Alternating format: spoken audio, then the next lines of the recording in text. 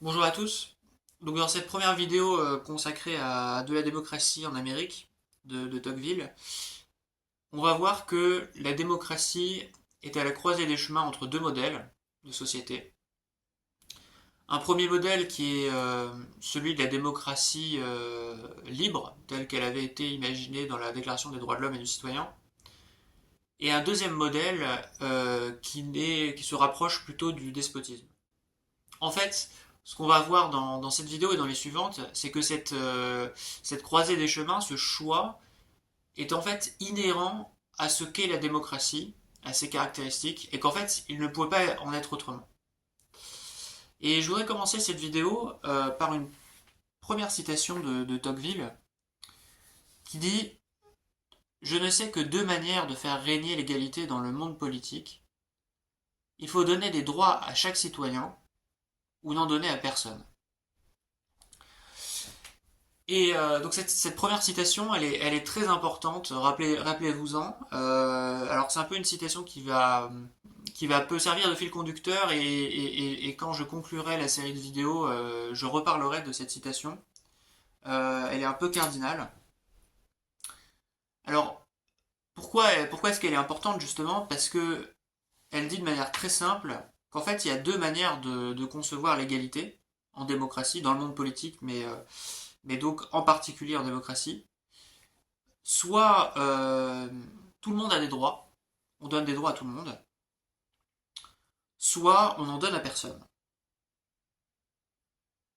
Et effectivement, dans les deux cas, il y a une égalité. En fait, il y a même une égalité de droits dans les deux cas, puisque bon, dans le premier cas, les individus ont chacun des droits égaux et ont la liberté donc d'exercer ces droits égaux comme ils le souhaitent. Et dans le deuxième cas, ils ont également des droits égaux. Simplement, ils n'en ont pas. Donc en fait, les droits des citoyens, l'ensemble des citoyens, chacun des droits pris individuellement est égal à zéro. Et, euh, et donc c'est bien aussi une égalité. Simplement, ce qui différencie les deux modèles d'égalité, le modèle où tout le monde a des droits et le modèle où personne n'a de droits, c'est donc pas l'égalité qui les différencie, c'est le degré de liberté. Dans le premier cas, on est dans une société libre, alors que dans le deuxième cas, on est grosso modo plus ou moins esclave, on est dans une sorte de despotisme. Mais, même dans ce deuxième cas, où on semble être malheureux et soumis, euh, sans aucune liberté, on n'en reste pas moins à égalité avec les autres. Et ce qu'il faut expliquer en fait dans cette citation, et qui n'est pas dit directement dans la citation de Tocqueville, c'est que si on donne des droits à chaque citoyen, de manière assez naturelle, si on les rend libres d'exercer leurs droits, alors va se créer des inégalités entre eux. Et pour des raisons très simples, dans la société d'aujourd'hui, alors même pas en fait, on va prendre un exemple plus simple. Si on donne les mêmes droits à chaque citoyen et qu'on les laisse évoluer librement, alors ça s'appelle le Far West. Voilà, le plus fort gagne. On pourrait dire que c'est l'anarchie, voilà, c'est les westerns, la personne qui est la plus forte gagne et fait régner l'ordre. Bon, on pourrait dire que c'est pas juste. Et pour être un peu plus subtil que le Far West, on pourrait. Il y a plein de choses à dire. Par exemple, dans une société structurée, il y a différents. Voilà, il y a des hiérarchies, il y a des représentants à chaque niveau de la hiérarchie. Et les gens sont libres d'occuper ces différents niveaux de hiérarchie, de créer de l'inégalité entre eux. Dans la société, les gens ont des qualités, des caractéristiques différentes qui vont ensuite les différencier et créer entre eux des inégalités. Voilà, donc il y a des gens qui vont avoir, je sais pas, des talents, des caractéristiques qui font qu'ils vont être à inégalité, par exemple salariale, mais de manière globale, on pourrait dire de prestige avec d'autres personnes. Un acteur qui est talentueux, qui a beaucoup de charisme, il va sans doute mieux réussir qu'un acteur qui est moins doué, ou peut-être qui travaille moins, qui a moins de charisme. Et donc il y en a un qui va devenir une star, et l'autre qui ne va pas devenir une star. Peut-être aussi que ça va être lié un peu aux rencontres, au hasard de la vie, mais j'en sais rien. Mais en tout cas, ce qui est clair, c'est que sans, enfin, en donnant les mêmes droits à tout le monde, ce qui se passe, c'est que le système va être libre et va créer ensuite à des inégalités. Et si on veut passer sur une conception stricte et rigoureuse de l'égalité entre les gens, et qu'on veut empêcher qu'il y ait des inégalités, par exemple salariales, mais également d'autres natures entre les individus, alors il faut intervenir, il faut que l'État intervienne pour réduire ces inégalités. Et donc, il faut donc réduire les droits. Je vais prendre un exemple. Si on donne des droits à chaque citoyen, si les gens sont égaux en droit, il y a des gens qui vont aller dans la finance et qui vont gagner beaucoup plus que moi. Ça c'est sûr que la majorité des gens qui travaillent dans la finance gagnent plus que moi, qui ne travaillent pas dans la finance.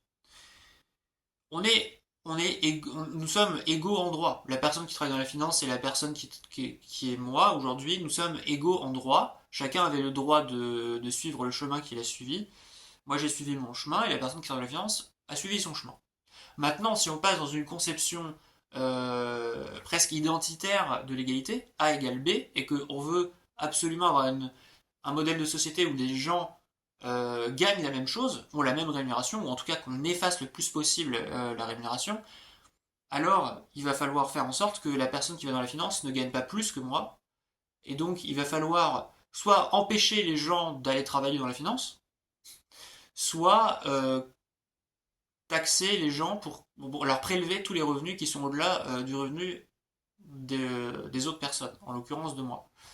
Et donc, dans le premier cas, ça veut dire qu'on enlève le droit d'aller travailler dans la finance, et dans le deuxième cas, c'est qu'on enlève le droit de s'enrichir de manière générale au-dessus d'un certain niveau. Et donc, dans cette citation, qui dit qu'il y a deux manières d'atteindre l'égalité, l'une en donnant des droits à chaque citoyen et l'autre en donnant à personne, ce qu'il faut préciser pour être tout à fait honnête, c'est que la première vision de l'égalité, qui est une égalité de droit, c'est en réalité plus ou moins la liberté qu'on donne aux gens d'exercer leurs droits, mais qui conduit à l'inégalité de fait entre les individus, alors que la deuxième conception de l'égalité, qui est la conception rigoureuse et stricte des individus entre eux, de leur rémunération par exemple, doit se faire en réduisant les droits et donc en réduisant la liberté des individus. Puisque sinon, ils créent des inégalités entre eux. Donc, la première vision développée par Tocqueville, c'est plus ou moins une vision libérale de l'égalité, tandis que la deuxième vision, c'est une vision moins libérale et qui suppose de réduire les droits des individus et donc finalement créer une société de gens qui sont moins libres, mais plus égaux. Alors évidemment, ce qu'il faut préciser, c'est que ces deux cas, ces deux visions de l'égalité en droit et l'égalité stricte entre les gens, la liberté ou la servitude, ce sont deux cas limites. Ce sont deux cas limites. Une société n'est jamais complètement le Far West, et elle n'est pas non plus la société dystopique complètement où les gens sont tous esclaves d'un pouvoir et ne peuvent quasiment rien faire. Ça, ce sont deux cas limites. Mais les cas limites théoriques sont toujours intéressants pour analyser une société. De même que par exemple, je vais prendre un exemple de chimie. Lorsque vous voulez analyser la concentration d'un mélange, il faut au moins connaître les deux corps qui sont mélangés, le corps A et le corps B. Et ensuite, le mélange est un dosage entre le corps A et le corps B avec une proportion qui peut varier. Eh bien, une société, c'est pareil. La société d'aujourd'hui, elle est un mélange entre ces deux cas limites. Elle est un mélange entre une société, une part de liberté entre les individus et en même temps une part de réduction de liberté, de droit, enfin de contraintes qui fait qu'on ne peut pas faire tout ce qu'on veut. Une société est un mélange entre ces deux cas limites. Et donc ces cas limites sont quand même intéressants en eux-mêmes parce qu'ils permettent de voir vers quel modèle de société on se rapproche. Et à l'instant T, une société, c'est une proportion donnée de ces deux cas limites. Je voudrais rappeler quand même ce qui est inclus dans la Déclaration des droits de l'homme et du citoyen, qui je pense est assez structurante pour notre démocratie. et qui explique que, dans son article premier, les hommes naissent et demeurent libres et égaux en droit. Et qui rajoute, les distinctions sociales ne peuvent être fondées que sur l'utilité commune. Donc ce qui est inclus dans la Déclaration des droits de l'homme et du citoyen de 1789, en fait, c'est que ce qu'on doit comprendre plutôt dans l'égalité, c'est plutôt l'égalité en droit. Et les deux mots sont, encore une fois, fondamentaux. C'est pour ça que, d'ailleurs, elle précise libre et égaux en droit. Donc il y a plutôt, déjà dès l'origine, une conception libérale de l'égalité. Et même d'ailleurs, la Déclaration des droits de l'homme et du citoyen continue en écrivant les distinctions sociales ne peuvent être fondées que sur l'utilité commune. Donc, non seulement, c'est vrai que dans cette déclaration, il n'est pas écrit que les gens doivent être à égalité stricte entre eux, mais en plus, elle va un peu plus loin en disant qu'il peut y avoir des distinctions sociales si elles sont basées sur l'utilité commune. Alors notons que l'utilité commune est ici très peu définie, hein. C'est quelque chose qui est très peu défini, donc autant dire que ça laisse quand même relativement le boulevard à l'inégalité. Et dans le débat public, en fait, euh, demandez-vous de quelle vision de l'égalité on parle lorsqu'on parle d'inégalité, en réalité. Parce que je pense que quand on parle d'inégalité, par exemple économique, pour ne prendre que l'exemple de la rémunération, je ne suis pas sûr qu'on parle de l'inégalité en droit. Je pense qu'on parle de l'inégalité factuelle entre les individus et du fait que certaines personnes gagnent plus que d'autres. Par exemple, si on regarde sur quelques sites internet voilà, qui parlent d'inégalité, donc par exemple là je suis sur donc l'Observatoire des inégalités. Alors, comment l'inégalité est définie sur l'Observatoire des inégalités? Le site dit, donc à l'Observatoire des inégalités, nous proposons la définition suivante. On peut parler d'inégalité quand une personne ou un groupe détient des ressources, exerce des pratiques ou a accès à des biens et services socialement hiérarchisés. Sous-entendu, et qu'une partie des autres ne détient pas. Donc là, ici, il n'y a pas de, il y a pas enfin, il n'y a pas question d'inégalité en droit, mais simplement d'inégalité de détention de ressources, de pratiques, d'exercice de pratiques ou d'accès à des biens et services qui sont socialement hiérarchisés.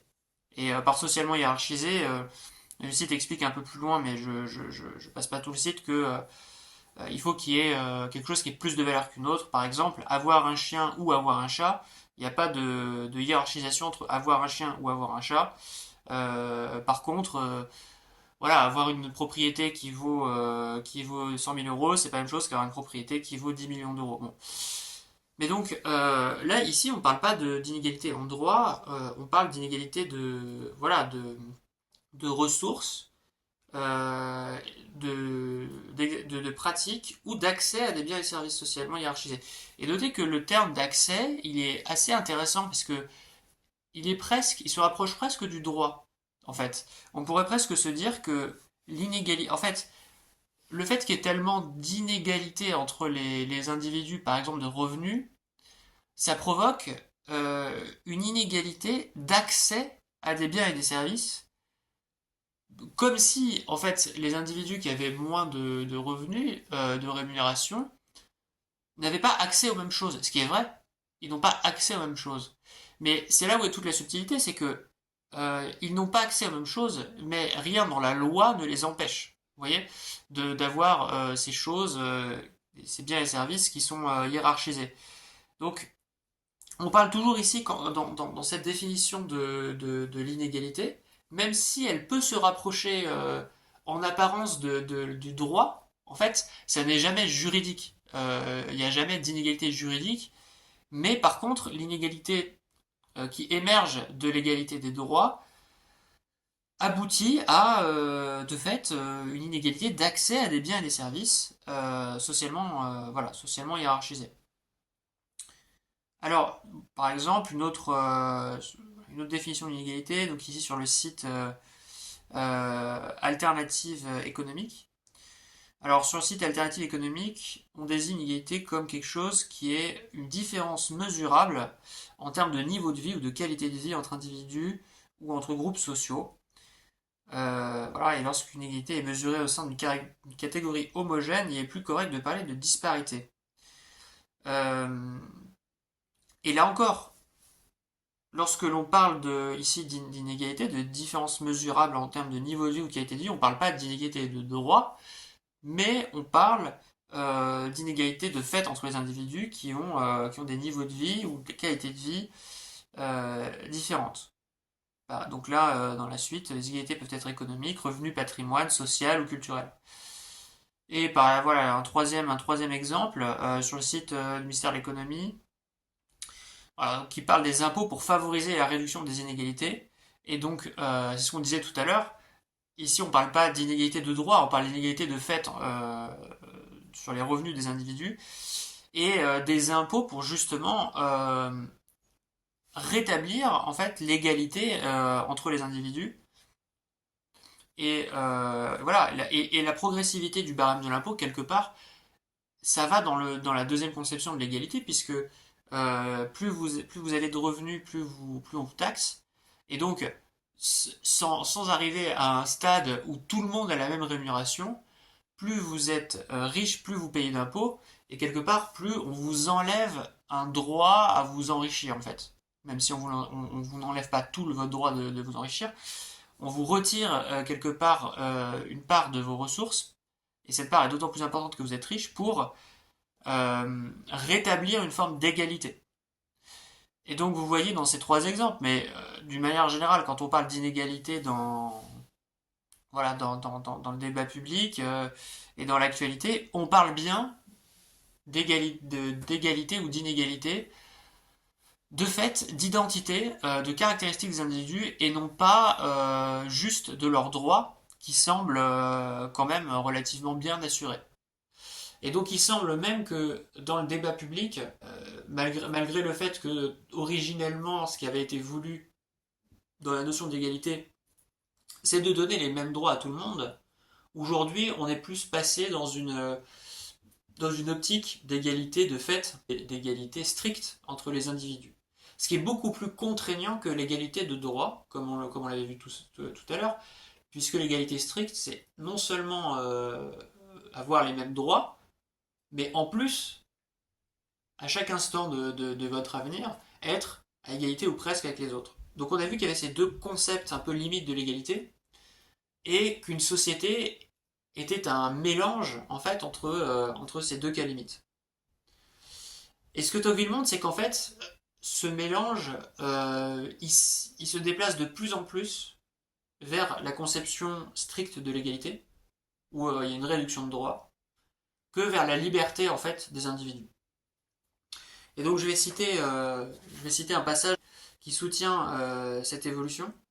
Il y a en effet une passion mâle et légitime pour l'égalité qui excite les hommes à vouloir être tous forts et estimés. Alors, que la passion soit mâle d'ailleurs, ou humaine en général, je ne veux pas rentrer dans ce débat, je pense qu'elle est de manière générale, je pense que c'est une passion qui est humaine, et ça c'est normal, je pense que tout le monde veut être fort et estimé.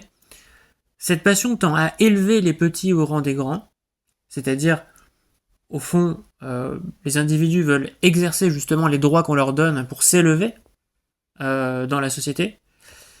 Mais Tocqueville dit il se rencontre aussi dans le cœur humain un goût dépravé pour l'égalité, qui porte les faibles à vouloir attirer les forts à leur niveau, et qui réduit les hommes à préférer l'égalité dans la servitude à l'inégalité dans la liberté. Et donc ça, c'est un passage qui est très important de la démocratie en Amérique, et c'est un peu un passage charnière dans cette vidéo, parce que on a dit tout à l'heure que il y avait un peu deux manières de voir l'égalité, pardon.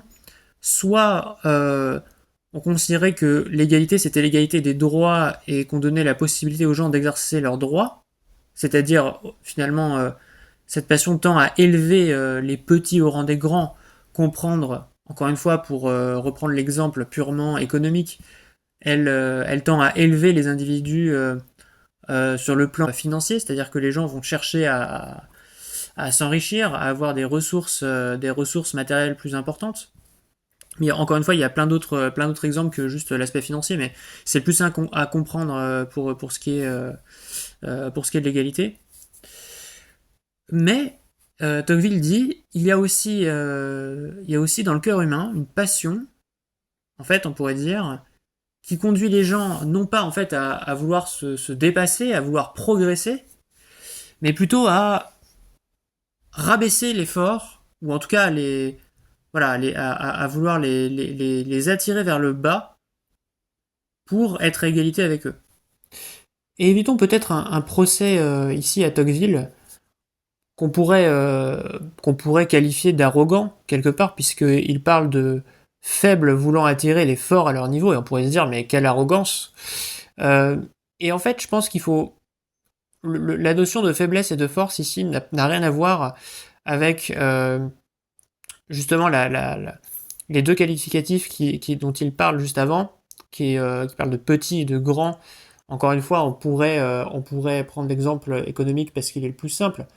Mais par exemple, je sais pas, je prends un exemple quand quelqu'un travaille un sport pour devenir meilleur, voilà, il devient plus grand alors que c'était un petit sportif avant. Bon, bref, c'est juste pour montrer qu'il y a plusieurs plans sur lesquels on peut concevoir une inégalité à un instant T.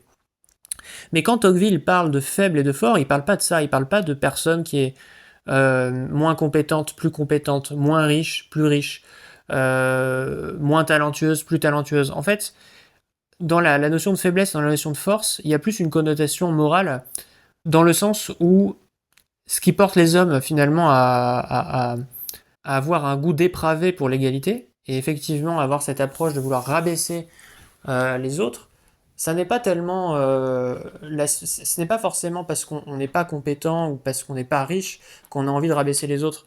Et la preuve que ça n'a rien à voir avec, pour rester sur l'exemple économique, ça n'a rien à voir avec le pouvoir et la richesse, puisqu'il y a des gens qui sont riches et puissants et qui utilisent cette puissance pour nuire aux autres. Et à l'inverse, vous avez des individus qui sont pas aussi riches et qui sont pas aussi puissants et qui sont admiratifs devant les autres et qui veulent progresser et voilà. Euh, et donc, derrière la notion de faiblesse et derrière la notion de force, il y a presque une dimension morale en réalité. Sont faibles les individus qui, à un moment donné de leur vie, sont voilà, dans la haine, dans le ressentiment, dans l'envie, et sont forts les individus qui, au contraire, plutôt que de critiquer, plutôt que d'envier, essaient de progresser, d'évoluer, de se développer, et en même temps d'admirer certaines personnes. Donc voilà, terminons ce procès. Tocqueville n'est pas arrogant lorsqu'il parle de faibles et de forts. Il ne parle pas de pauvres et de riches, mais en réalité, il parle plutôt de personnes qui sont moralement fortes et d'autres qui sont, je pense, moralement plus faibles parce elles passent leur temps à envier les autres. D'ailleurs, on peut là-dessus le sujet, et je vais pas trop détailler parce que c'est pas le sujet de la vidéo, on est plus sur de la psychologie, mais on peut très bien d'ailleurs être capable des plus grands efforts sur un sujet donné, dans un métier donné, et par ailleurs être capable voilà, des plus grandes bassesses sur d'autres aspects de sa vie et envers d'autres personnes. Si vous voulez, le cœur humain, il est extrêmement complexe, il n'est pas soit complètement fort, soit complètement faible. Il est un mélange de force et de faiblesse à différents moments de la vie avec différentes personnes. Simplement, ce que Tocqueville dit, c'est que à un moment donné, quelque part dans le cœur humain, il y a cette passion, cette envie, cette jalousie, ce besoin en fait d'égalité, non pas par l'élévation, mais par le rabaissement, qui existe. Voilà, fin de la parenthèse. Et Tocqueville conclut en disant, finalement, cette passion réduit donc in fine, et c'est ça la conclusion importante, à préférer être à égalité dans la servitude que à être inégaux dans la liberté. C'est-à-dire qu'en fait, dans la confrontation des deux modèles, Tocqueville dit il y a une passion humaine qui dit qu'en fait, on tend plutôt vers le modèle où personne n'est libre, mais tout le monde est égaux. Enfin, tout le monde est à égalité. Les gens préfèrent plutôt ça, du fait de cette passion, à un monde où il y a plus de liberté. Par contre, il y a des inégalités qui sont insupportables parce que on envie les gens qui ont plus réussi que nous. Et donc, il semble, en tout cas, et c'est là que la citation est importante à ce moment de la vidéo, il semble que, d'après Tocqueville, en réalité, les passions, les sentiments des hommes en démocratie les conduisent plutôt à se ranger dans le cas limite numéro 2, c'est-à-dire à augmenter la proportion de servitude et de réduction de droits pour être à égalité. Ils préfèrent plutôt ce modèle-là au modèle où tout le monde est libre et peuvent exercer leurs droits et donc se différencier. Et Tocqueville continue d'ailleurs, on peut aller un peu plus loin sur cette citation parce que c'est quand même intéressant. Ce n'est pas que les peuples dont l'état social et démocratique méprisent naturellement la liberté, ils ont au contraire un goût instinctif pour elle, mais la liberté n'est pas l'objet principal et continu de leur désir. Ce qu'ils aiment d'un amour éternel, c'est l'égalité. Ils s'élancent vers la liberté par impulsion rapide et par effort soudain, et s'il manque le but, ils se résignent. Mais rien ne saurait les satisfaire sans l'égalité, et ils consentiraient plutôt à périr qu'à la perdre. Donc là, en fait, Tocqueville il est un peu dans la nuance. Il dit attention, on peut pas dire non plus que les gens ne tiennent pas leur liberté. C'est faux. La liberté dans une société démocratique, c'est super important. C'est une valeur fondatrice. Voilà, la devise française, c'est liberté, égalité, fraternité. Liberté, c'est même le premier mot. Et on l'a vu dans la Déclaration des droits de l'homme et du citoyen. Les hommes sont libres et égaux. Ils naissent libres et égaux en droit. Donc il y a la notion de liberté qui est super importante. Mais donc il dit que c'est quand même important, mais quand même, c'est pas le plus important dans les passions d'une démocratie. Et si effectivement il s'essaie à la liberté, il s'essaie à l'entreprise dans le sens entreprendre quelque chose dans sa vie, ils essaient de se dépasser de temps en temps et de faire des choses par impulsion rapide et par effort soudain. Finalement, s'ils ratent, et dans la réalité ça arrive parce que tout le monde n'a pas ce qu'il veut sur un plateau d'argent, eh bien il se résigne et il préfère être à égalité avec tout le monde, c'est-à-dire rabaisser ceux qui ont réussi, rabaisser ceux qui ne sont pas à égalité avec eux, qui sont plus forts que le contraire, et donc ils peuvent concentrer plutôt à périr qu'à perdre, donc c'est très important pour eux. Donc, euh, donc voilà, donc on voit vraiment dans cette citation un peu le duel entre ces deux valeurs, l'égalité et la liberté, qui est un peu un duel d'ailleurs ancien, ces deux valeurs qui ont toujours été présentes. Et comme je le redis, c'est important à avoir en tête, ce sont des valeurs qui coexistent en fait. C'est-à-dire qu'à un moment donné, dans une société, il y a plus de liberté, plus d'égalité, moins d'égalité. Une société est un mélange entre les deux où il y a plus ou moins de liberté et plus ou moins d'égalité, de manière complémentaire. C'est deux variables qui sont antinomiques, en fait. Et ce que dit Tocqueville, et c'est la raison pour laquelle ce passage est important, c'est que les gens ils préfèrent l'égalité entre eux, plutôt que l'égalité des droits menant à l'inégalité. Et même Tocqueville va un peu plus loin. Il dit même qu'en fait, la progression de l'égalité des conditions, c'est même quelque chose qui est quasi providentiel. Donc là, il y a une citation qui est très intéressante.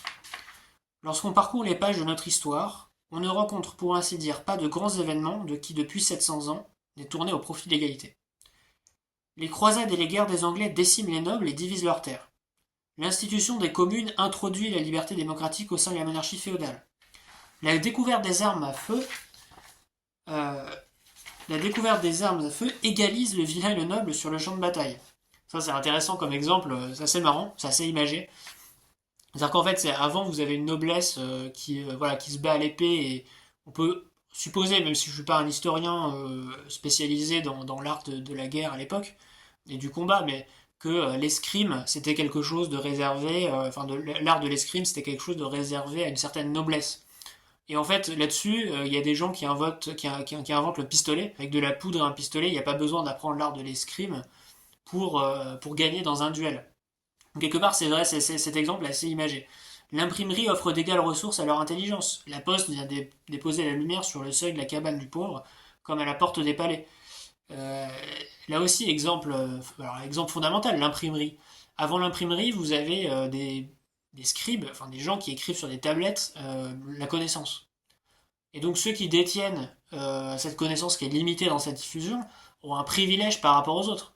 Et le plus souvent, c'est la noblesse c'est l'Église, c'est la noblesse qui détient cette connaissance. Mais à partir du moment où en fait on peut imprimer et diffuser à large échelle cette connaissance, bah, ça égalise énormément euh, l'accès à l'information et donc ça égalise énormément les hommes entre eux. Le protestantisme soutient que tous les hommes sont également en état de trouver le chemin du ciel. Dès que les citoyens commencèrent à posséder la terre autrement que suivant la tenure féodale, et que la richesse mobilière étant connue put à son tour créer l'influence et donner le pouvoir, on ne fit point de découverte dans les arts, on n'introduisit plus de perfectionnement dans le commerce et dans l'industrie, sans créer comme autant de nouveaux éléments d'égalité parmi les hommes. Donc là, ce qu'il dit, c'est assez puissant, c'est de dire, mais en fait, à chaque fois qu'il y a eu une découverte, à chaque fois qu'il y a eu un perfectionnement dans l'art, dans la science, en fait, tout ça, ça a permis de faire progresser l'égalité. Donc je continue, à partir de ce moment, tous les procédés qui se découvrent, tous les besoins qui viennent à naître, tous les désirs qui demandent à se satisfaire, sont des progrès vers le nivellement universel. Le goût du luxe, l'amour de la guerre, l'empire de la mode, les passions les plus superficielles du cœur humain comme les plus profondes, semblent travailler de concert à appauvrir les riches et à enrichir les pauvres. Partout, on a vu les divers incidents de la vie des peuples tourner au profit de la démocratie. Tous les hommes ont aidé de leurs efforts. Ceux qui avaient en vue de concourir à ses succès et ceux qui ne songeaient point à la servir. Ceux qui ont combattu pour elle et ceux mêmes qui se sont déclarés ses ennemis. Tous ont été poussés pêle-mêle dans la même voie et tous ont travaillé en commun, les uns malgré eux, les autres à leur insu, aveugles instruments dans les mains de Dieu. Le développement de l'égalité des conditions est donc un fait providentiel. Il en a les principaux caractères, il est universel, il est durable, il échappe chaque jour à la puissance humaine, tous les événements, comme tous les hommes, servent à son développement. Et là, une petite conclusion je trouve un peu assez intéressante. Serait-il sage de croire qu'un mouvement social qui vient de si loin pourrait être suspendu par les efforts d'une génération? Pense-t-on qu'après avoir détruit la féodalité et vaincu les rois, la démocratie reculera devant les bourgeois et les riches? S'arrêtera-t-elle maintenant qu'elle est devenue si forte et ses adversaires si faibles? Où allons-nous donc? Nul ne saurait le dire. Voilà. Donc ça, c'est un passage de l'introduction du livre. Donc déjà, voilà, le livre commence assez fort. Et donc effectivement, c'est un passage extrêmement fort parce qu'il vous dit que euh, cette, euh, en fait, cette égalité des conditions, c'est plus qu'un phénomène de société à l'instant T, c'est plus qu'un truc transitoire, c'est vraiment quelque chose de providentiel qui s'est progressivement accru en fait dans l'histoire. On peut débattre, mais en tout cas, c'est ce que Tocqueville pense. Et il dit même, il va même jusqu'à, il dit même que ceux qui ont combattu d'ailleurs contre l'égalité des conditions n'ont fait que servir à la cause. Et il conclut par dire, en fait, mais tous ceux qui veulent enfin, s'opposer à ce mouvement inéluctable de progression d'égalité des conditions, c'est voué à l'échec. C'est voué à l'échec. Parce que ce mouvement, il est ancestral, il dure depuis des siècles, et donc c'est assez illusoire de penser que une génération, un homme politique, voilà, même deux ou trois générations vont arriver à vaincre ce mouvement providentiel qui est la progression de l'égalité des conditions. Et aujourd'hui, voilà, on ne peut plus vrai. Tocqueville ne vit pas au XXIe siècle. Mais aujourd'hui, tout le monde a. Je sais pas, je prends des exemples, hein, mais aujourd'hui, tout le monde a un smartphone, tout le monde peut regarder un film ou une série sur Netflix, moyennant un abonnement qui est quand même accessible, abordable, on va dire, quelle que soit sa condition ou son milieu. Je veux dire, le milliardaire, il peut regarder la même série Netflix que vous. Enfin, il peut regarder la même exposition d'art contemporain que vous, très honnêtement. Et donc, je pense qu'aujourd'hui, la thèse de Tocqueville que l'égalité est un fait providentiel n'est absolument pas invalidée, je dirais même qu'elle est, on ne peut plus confirmer. Alors, qu'est-ce qu'on a vu? On a vu qu'il y avait deux conceptions de l'égalité. Une conception relativement libérale qui reposait sur l'égalité des droits des citoyens, et qui est également la conception qui est esquissée dans la Déclaration des droits de l'homme et du citoyen de 1789, qui énonce les hommes naissent libres et égaux en droit, et une conception de l'égalité qui est beaucoup plus rigoureuse, puisque elle veut non seulement l'égalité des droits, mais encore l'égalité de l'ensemble des caractéristiques des citoyens entre eux, et notamment la rémunération, par exemple. Ces deux conceptions de l'égalité, l'égalité en droit et l'égalité des citoyens en général, et pas seulement de leurs droits, euh, elles sont relativement antinomiques. Pourquoi elles sont antinomiques? Parce que lorsque vous donnez des droits à tous les citoyens et que vous les laissez exercer librement les droits que vous leur avez donnés et qui sont égaux, alors se créent des inégalités entre eux. Et donc ça rentre en contradiction avec la deuxième conception. Et si l'on veut rétablir de l'égalité stricte entre les individus, alors il faut imposer des contraintes à la société, il faut imposer, voilà, par exemple, des impôts progressifs qui cherchent à rétablir en fait l'égalité malgré l'égalité des droits qui avaient été originellement souhaités. Et ces deux conceptions, elles sont, voilà, ces deux modèles, ces deux cas limites. Une société aussi, en principe, entre, enfin, elle est un mélange entre les deux conceptions de l'égalité. L'égalité par la liberté, par les droits, et l'égalité par l'égalité stricte entre les individus. Et il semblerait que, en réalité, la société tend de plus en plus vers la deuxième conception de l'égalité, qui est l'égalité stricte entre les individus. D'abord, quand on parle dans le débat public, c'est ce que révèlent un petit peu les tendances dans le débat public, puisque lorsqu'on parle d'inégalité, on ne parle jamais d'inégalité de droit, on parle le plus souvent d'inégalité sociale, économique entre les individus, donc des inégalités de fait. Et puis Tocqueville nous aide à comprendre qu'en fait la société se rapproche plutôt vers le modèle strict de l'égalité, et qui se rapproche donc de la réduction de droits des individus, puisque comme il le dit, il y a un facteur qui est d'abord psychologique. Les individus tendent en démocratie à préférer en fait l'égalité à la liberté, d'une part, et d'autre part, il y a un mouvement providentiel contre lequel il semble très compliqué de lutter euh, vers l'égalité des conditions.